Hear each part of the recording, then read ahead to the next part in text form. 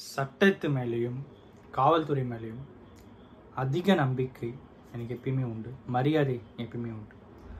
அதனால தான் இன்றைக்கி இந்த வீடியோ நான் வந்து மேக் பண்ணுறேன். அண்ட் இன்றைக்கி ஒருத்தர் வந்து நம்ம கூட இல்லை, ஜாகிர் ஹுசைன் அவர்கள். ஸோ என்ன ஆச்சு அப்படிங்கிற எல்லா விஷயங்களும் தான் இந்த வீடியோவில் நான் உங்கள்கிட்ட வந்து பேச போகிறேன்.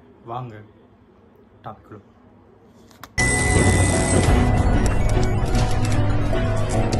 கற்றது உலகளவாகவும் கல்லாதது கைமண் அளவாகவும் இருக்கட்டும்.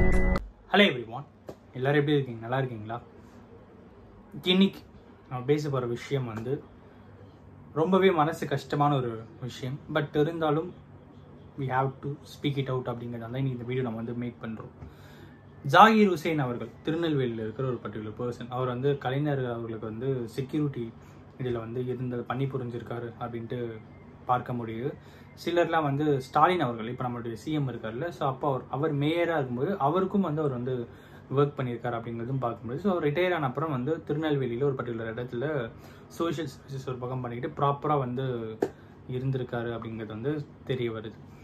ஸோ ஒரு இடத்துல வந்து அவருக்கு வந்து பிரச்சனை ஸ்டார்ட் ஆகுது. எங்கே அப்படின்னு பார்த்தீங்கன்னா, இது எல்லாமே வந்து அவருடைய ஃபேஸ், அவர் இறக்கிறதுக்கு முன்னாடி அவர் எடுக்கப்பட்ட ஒரு வீடியோ, ஒரு செல்ஃபி கேமரா வச்சு ஒரு வீடியோ எடுத்திருக்காரு. அந்த வீடியோ நீங்கள் வந்து யூடியூப்ல நீங்கள் சர்ச் பண்ணி பார்த்தீங்கன்னா வந்து கிடைக்கும்.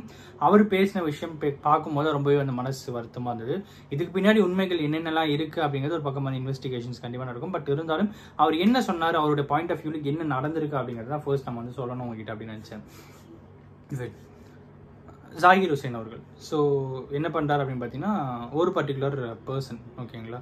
ஸோ அவருக்கும் இவருக்கும் வந்து ஒரு கான்ஃப்ளிக்ட் வருது. எங்கே கான்ஃப்ளிக்ட் இருந்தால் வாக் போர்ட் இடம், முஸ்லீம்களுக்குன்னு சில வாக் போர்ட் இடம் அப்படின்னு சொல்லிட்டு கவர்மெண்ட் கொடுத்துருப்பாங்க. அந்த இடத்துல ஒருத்தர் இருந்தார். ஸோ அந்த பர்டிகுலர் நபர் வந்து ஒரு 9 வருஷத்துக்கு முன்னாடி முஸ்லீமாக கன்வெர்ட் ஆகிட்டு, அதுக்கப்புறம் முஸ்லீமில் ஒரு பெண்ணை வந்து ஆல்ரெடி அங்கே இருந்திருக்காங்க. ஸோ அவங்களுக்கு டிவோர்ஸ் பண்ண வச்சு அந்த பெண்ணை ஒரு கல்யாணம் பண்ணிக்கிட்டாரு அப்படின்ற மாதிரி ஒரு பக்கம் அவர் சொல்கிறாரு. இன்னொரு பக்கம் வந்து இந்த வாக் போர்டு இடத்த வந்து அவர் வந்து ஆக்குபை பண்ண நினைச்சாரு அப்படின்ற மாதிரி ஒரு பக்கம் இருக்குது. இது ரிலேட்டடாக நிறைய கம்ப்ளைண்ட்ஸ் நான் கொடுத்துருக்கேன் அப்படின்ற ஒரு பக்கம் வந்து பேசுகிறாரு. இன்னொரு பக்கம் என்ன அப்படின்னு பார்த்தீங்கன்னா, அந்த கம்ப்ளைண்ட்ஸ் எல்லாமே வந்து அவ்வளோவா ப்ரொசீடிங்ஸே போகலை. கோர்ட்டுக்கு ஒரு டைம் போயிட்டு கோர்ட்டில் எல்லாரும் முன்னாடியுமே வந்து 2 பேர் கோர்ட் ஜட்ஜே வந்து இந்த மாதிரி எங்களுக்கு பேசி சமாதானம் ஆக்கி, இந்த மாதிரி இந்த நான் என்ன குவேரிக்காக போனோம் அதை சட்டத்து ரீதியாக வந்து நாங்கள் மீட்டோம் அப்படின்ற மாதிரி ஜாகிர் ஹுசைன் அவர்கள் சொல்கிறாரு. ஸோ அதுக்கப்புறம் லிட்ரலி அவர் வந்து ஒரு ஸ்பேஸ் ஆக்குபை பண்ணியிருக்காரு. அப்புறம் இவருக்கு சட்டம் ரீதியாக போயிட்டு அதை ரிட்டர்ன் பண்ணி வச்சிருக்காரு அப்படின்ட்டு. ஸோ அதுக்கப்புறம் சரி, இந்த வாக் போர்டு வந்து மக்களுக்கு உதவட்டும் அப்படின்னு சொல்லி அங்கே ஒரு செட் ஒன்று அமைக்கலான்ட்டு ட்ரை பண்ணேன், ஷெட் மாதிரி ஒன்று அமைக்கலான்னு ட்ரை பண்ணேன் அப்படின்றாரு. ஸோ அந்த டைமில் இபிக்கு போகும்போது இபியில் வந்து இவரோட சைனை அவர் போட்டு இபி அவர் பேரில் மாற்றி வச்சிருக்காரு அப்படின்னும். ஸோ அதுக்கப்புறம் அதையும் போராடி நான் வந்து இபிலையும் நான் வந்து நேம் மாற்றிட்டேன்.